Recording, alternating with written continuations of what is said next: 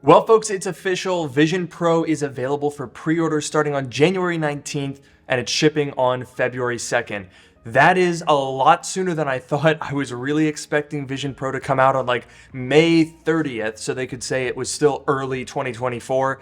But yeah, I guess it's time to get excited for this thing. Or is it? Because in the press release that Apple just announced yesterday to give us some more details, well, more details is probably the one thing that they didn't really give us. Most of the press release is stuff that we already know, and in fact, they didn't release basically any new footage of the product itself. So we're basically going into this with little more info than what we already knew. But that being said, there are a couple of tidbits and a new ad that I definitely want to dive into. So today we're going to talk about why I'm actually getting a little bit worried about Vision Pro, because I think it might have an identity problem. All right, so first of all, the new stuff. You've probably heard this before, so we'll go through this pretty quickly, but Apple has now announced that the base model $3499 Vision Pro will come with 256 gigabytes of storage.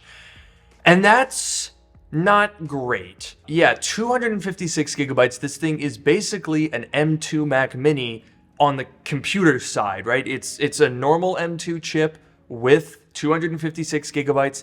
We don't know how much RAM. It's probably 8 or 16, but yeah, 256 gigs of storage sounds a little low to me. Now, the thing that is sticking with me here is we don't actually really know how much storage is going to be used. I think Quinn from Snazzy Labs summed it up pretty well on Twitter. He said, we don't really know how much storage Vision Pro needs because we don't have any context for it, but at $34.99 to come with 256 gigabytes of storage, that sounds a little bit ridiculous. I would have thought at the very least we could do 512. But again, we don't really know whether this is going to be like a 256 gigabyte iPhone, which personally for me is more than I need, or whether it's going to be like a 256 gigabyte Mac, which is nowhere near enough.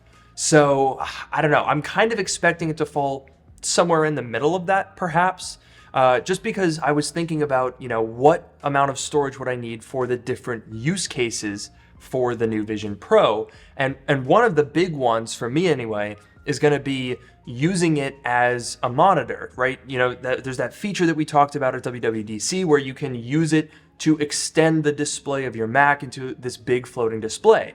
And that obviously wouldn't use the internal storage on the Vision Pro, but the Mac that it's connected to. So we're really going to have to wait and find out, which is kind of a weird thing to say for a $3,500 product. Other tidbits that we learned are going to be very useful if you need glasses. Apple is offering Zeiss optical inserts in the form of reading lenses for $99 or $150 for prescription lenses. And honestly, I was expecting it to be about twice that, given that these are like custom things that magnetically attach on the inside of the device. So I really can't complain about that, but I guess you're already spending $3,500, so that's $3,650 if you need prescription lenses. Yikes. But one of the most interesting things that we learned from this press release is that Apple is including 2 bands in the box. You're gonna get not only the solo knit band, but the dual loop band as well. So that means that you'll have that one that kind of hugs the back of your head, and you also have an option with a strap over the top of your head, which from the people that I've spoken to that got to try Vision Pro out early, they said that the top strap really helps with reducing fatigue and the weight of that thing on your head. We also now know that Vision Pro will ship with a light seal, 2 light seal cushions, and an Apple Vision Pro cover for the front of the device, as well as a polishing cloth. That's a $20 value right there. So, I mean, things are looking pretty good. And of course, a USB-C charge cable and a USB-C power adapter. So a lot of stuff in the box. It's not like an iPhone where they basically give you a phone and a cord and nothing else. This does at least seem to be pretty fully functioned, and you don't have to pay extra for these accessories. But the thing that is a little bit unusual to me is I don't know if it comes with a case. Like, we have a cover for the front glass, which makes sense, but I guess you just kind of cram the thing in your backpack with the strap flapping all around?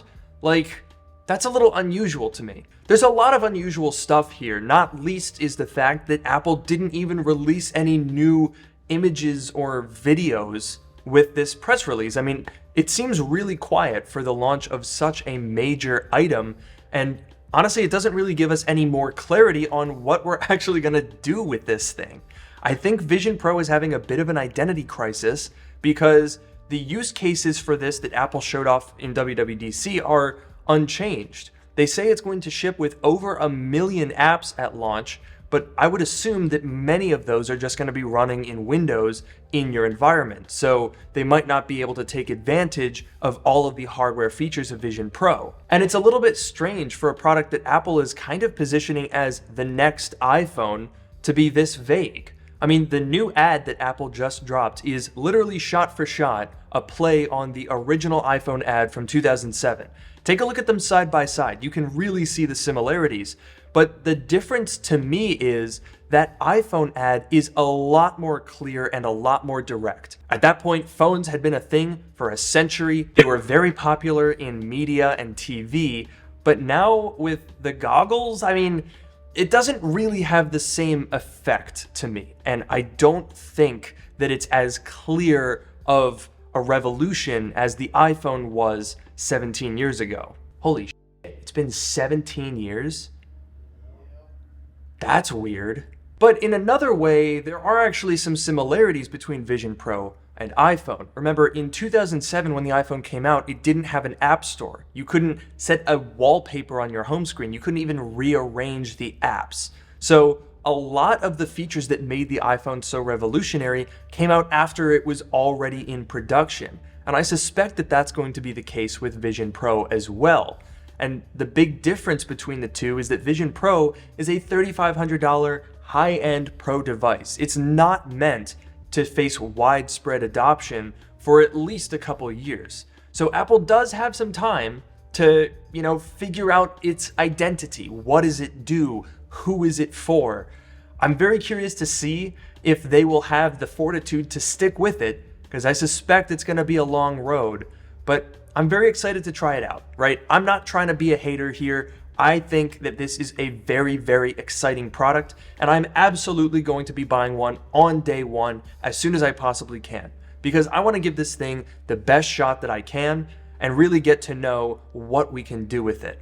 And if you're excited for that too, make sure to leave a like on this video, and don't forget to subscribe to see more content in the future. Let me know what you think about the new announcement, and of course, I will see you guys in the next video. Take care.